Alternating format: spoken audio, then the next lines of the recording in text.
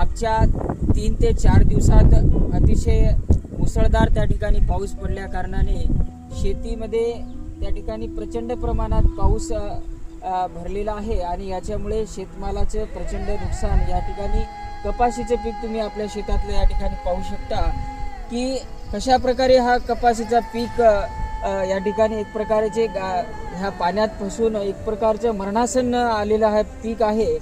आणि मीडियाच्या माध्यमातून मी या ठिकाणी शासनाला विनंती करू इच्छितो की आपला देश हा कृषीप्रधान देश आहे। आपल्या भारतातील जवळपास 60 ते 70% लोकसंख्या ही थेट त्या ठिकाणी शेती या व्यवसायावर अवलंबून आहे।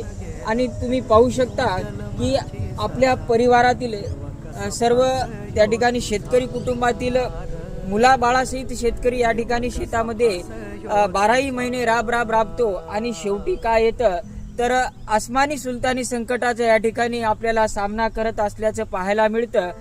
आणि एक प्रकारे शेतकरी हवालदिल झालेला आहे या परिस्थितीमध्ये।